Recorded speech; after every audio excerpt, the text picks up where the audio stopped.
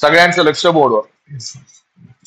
सगळ्यांनाच माहित आहे की घरी जर तुम्हाला महानगरपालिकेचं पाणी किंवा नळाचं पाणी जर ओढायचं असेल तर तुम्हाला एक फोर्स लागतो. त्या फोर्सला जनरेट करण्यासाठी जी मोटर आपण आपल्या घरात वापरतो ती मोटर असते सिंगल फेज इंडक्शन मोटर. पण सस्पेन्स हा आहे की ती इंडक्शन मोटर नेमकी कोणती आहे, स्प्लिट फेज आहे, कॅपॅसिटर स्टार्ट आहे, कॅपॅसिटर रन आहे का शेडेड बोर्ड, या चार पैकी कोणती मोटर आपण आपल्या घरात वापरता हे सस्पेन्स मी तेव्हाच सांगेल तुम्हाला जेव्हा मी वर्किंग सांगेल. पण तुम्हाला माहित आहे घरच्या मोटरची की खासियत आहे, घरची मोटर डीसी वर चालत नाही, फक्त एसीवर. त्याचं वर्किंग प्रिन्सिपल म्युच्युअल इंडक्शन वर डिपेंड आहे. घरच्या मोटरचं वर्किंग प्रिन्सिपल डिझाईन करण्याच्या मागे मायकल फॅरेडेचा खूप मोठा हात आहे. आणि सगळ्यात मेन फीचर जे भरपूर जणांना माहित नाहीये, जी घरची पाण्याची मोटर असते ना बाळांनो, तुम्हाला असं वाटतं की ते बटन दाबली की लगेच सुरू होते. सुरू होत नाही, त्याला सुरू करता आपण त्याच्यामध्ये काही मॉडिफिकेशन करून. बेसिकली घरची पाण्याची मोटर ही नॉन सेल्फ स्टार्ट आहे. वेरीवरची मोटर माहिती आहे, वेरीवरची शेतकऱ्याची खटका दाबली की मोटर फिरते, ती सेल्फ स्टार्ट आहे. ही नॉन सेल्फ स्टार्ट आहे. नॉन सेल्फ स्टार्ट म्हणजे काय असतं माहिती आहे का, खटका दाबला की मोटर कुचायला लागते, हमिंग नॉइज क्रिएट करते, करते का नाही, जसं कधी फॅन जाम होतो. पण मोटर फिरत. याच्यावर काय शिकायला भेटलं, ही जी सिंगल फेज इंडक्शन मोटर मी बोर्डवर ड्रॉ केली ती नॉन सेल्फ स्टार्ट आहे. सेल्फ स्टार्ट कसं करायचं मी सांगतो, त्याच्या अगोदर थोडं कन्स्ट्रक्शन समजून घ्या. मी घरच्या पाण्याच्या मोटरचा एक साइड व्ह्यू बोर्डवर ड्रॉ केलेला आहे, हो का नाही. एक एक पार्ट सांगतो. मोटरचा सगळ्यात सेंट्रल पार्ट काय असतो, शाफ्ट, जो दाखवलाच नाही पण खूप छान. The central most part of the motor called as, मी प्रत्येक मटेरियल बद्दल थोडी थोडी माहिती सांगणार आहे, लक्ष द्या. हा जो शाफ्ट आहे ना, हा एनल्ड स्टील मटेरियलचा असतो. ही एक प्रोसेस आहे. एनल्ड प्रोसेस म्हणजे काय, गरम करणे, हॅमरिंग करणे, गरम करणे, हॅमरिंग करणे, गरम करणे, हॅमरिंग करणे. एखाद्या लोखंडाला गरम करून जर त्याच्यावर बंबार्डिंग केली तर त्याची मेकॅनिकल स्ट्रेंथ वाढते. सगळ्यात जास्त जर मेकॅनिकल स्ट्रेंथ या मोटर मध्ये कुणाची असेल तर कुणाची, शाफ्ट स्ट्रेट पाहिजे. थोडाही बेंड झाला तर मोटर कामातून गेली. मोटर मधून वेगवेगळे आवाजच यायला लागतात, माहिती आहे ना, मोटर खराब होते. या शाफ्टच्या वर एक सिलेंड्रिकल ड्रम असतो जो फिरतो बघा मध्ये, त्याला म्हणतात रोटर. काय म्हणतात, रोटरचा धातू असतो. धातू मध्ये असे स्लॉट असतात. स्लॉट म्हणजे लहान मुलाचा तुटलेला दात, काय आठवलं का, तर स्लॉट मध्ये अशी वाइंडिंग भरता आपण लाईक दॅट, त्याला म्हणतात रोटर की रोटर वाइंडिंग. हे बघा रोटर वाइंडिंग मी वर पण दाखवलंय, खाली पण दाखवलंय. आणि जो बाहेरचा पार्ट असतो त्याला फ्रेम म्हणतात. काय म्हणतात, लोखंडाची बाहेर एक फ्रेम असते. तुम्ही कुठल्या पण घरच्या मोटरला बघितलं असेल, बाहेरच्या फ्रेमला असे काटे असतात बघा, असतात का नाही. डीसी मोटरला काटे नसतात. काटे वर्ड चुकीचं आहे पण तुम्हाला समजण्यासाठी सांगत आहे. डीसी मोटरला प्लेन असतं आणि एसी मोटरला काटे असतात. असं का बरं, कारण कबूतर त्याच्यावर बसू नये म्हणून का, ऍक्च्युली ते काटे असतात का नाही, त्याला एक शीट्स असतात अशा. का त्याचं रिझन सांगतो. डीसी मोटर लांबून ओळखायची कशी, डीसी मोटरचा वरचा जो पार्ट असतो तो प्लेन असतो आणि याचा असे काटे असतात. काटे का, हे रेडिएटर म्हणून काम करतात. याच्यामध्ये हवा जाऊन भिडते आणि ती हवा त्या पार्टला थंड करते. सो ते कुठं ना कुठं मोटरला थंड करायचं काम करतात. असं का, पोरं म्हणले मग डीसीत का नाही, डीसीत एवढं लॉसेस नाही बनत जेवढे कशात बनतात. एसी मोटर मध्ये लॉसेसचं प्रमाण, डीसी मध्ये लॉसेसचं प्रमाण. सो याला काटे असतात असे. जो बाहेरचा धातू असतो त्याला म्हणतात स्टेटर की स्टेटर कोर.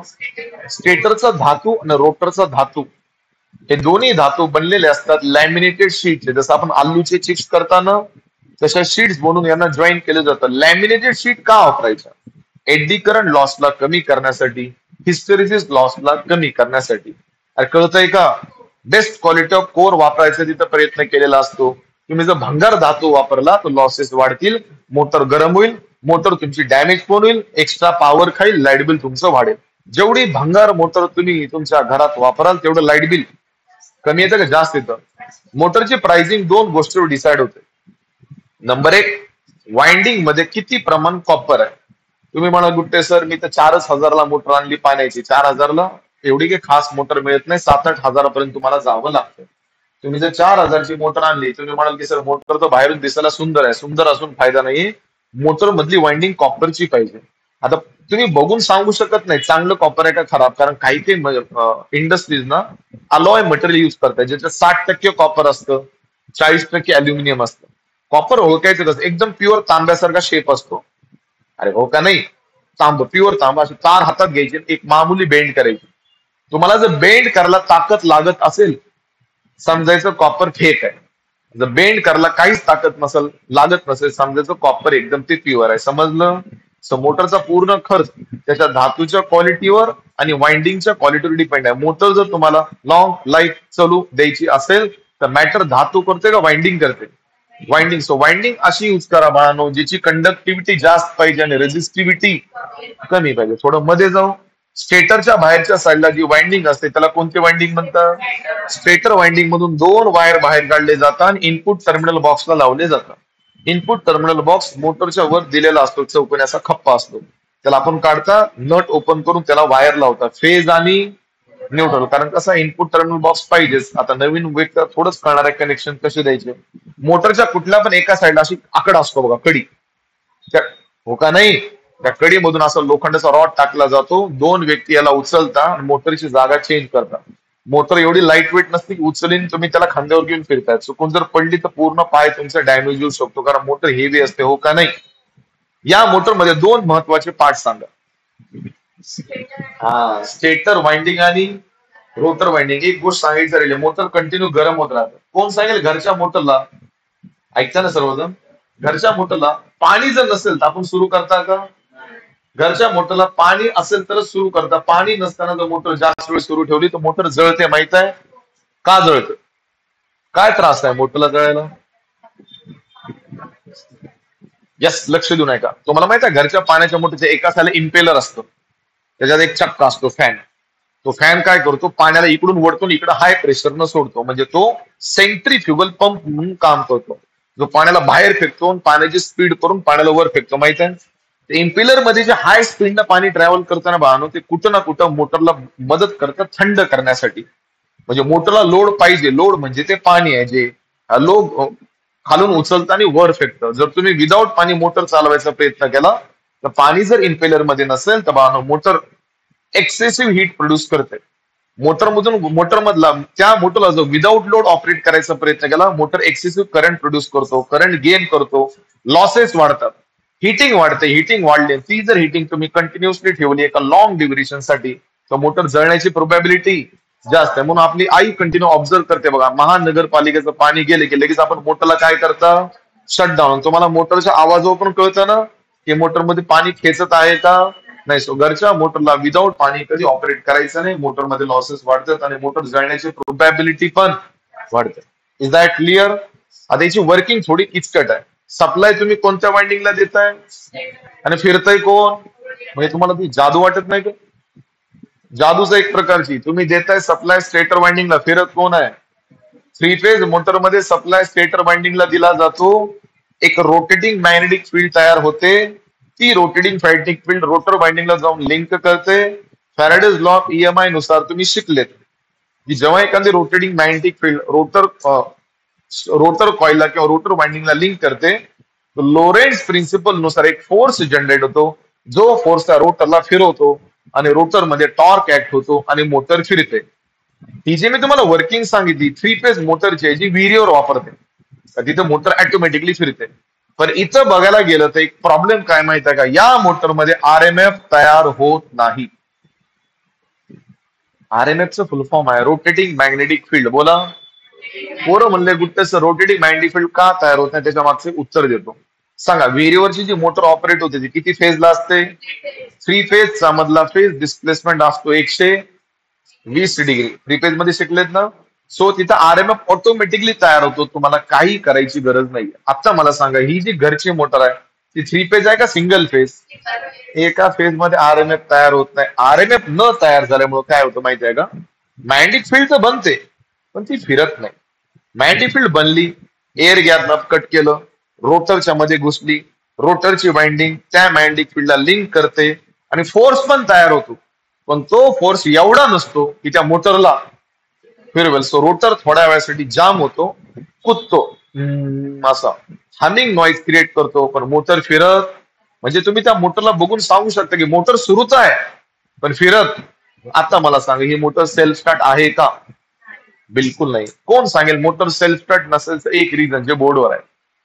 थोडं किचकट आहे, समजून घे ना. यस, 3 फेज मोटर मध्ये 3 फेज सप्लाय असल्यामुळं RMF जनरेट होती. RMF जनरेट होत. आता सगळ्यात मोठा प्रश्न आहे की टॉर्क वाढवण्यासाठी फोर्स वाढवावा लागेल. फोर्स वाढवण्यासाठी लिंकेज वाढवावं लागेल. लिंकेज वाढवण्यासाठी कुठे ना कुठे मॅग्नेटिक फील्डला फिरवावं लागेल. सो या मोटरमध्ये रोटेटिंग मॅग्नेटिक फील्ड एका वेगळ्या पद्धतीनं बनवली जाते, लिंकेज केलं जातं, फोर्स क्रिएट केला जातो, मग रोटरला फिरवलं जातं. म्हणजे तात्पर्य आता मी तुम्हाला सांगतो, घरच्या मोटरमध्ये या डायग्राममध्ये एक गोष्ट मिसिंग आहे. सांगा बरं, घरच्या मोटरमध्ये अशी कुठली वस्तू आहे जी इथे मी दाखवलेली नाहीये?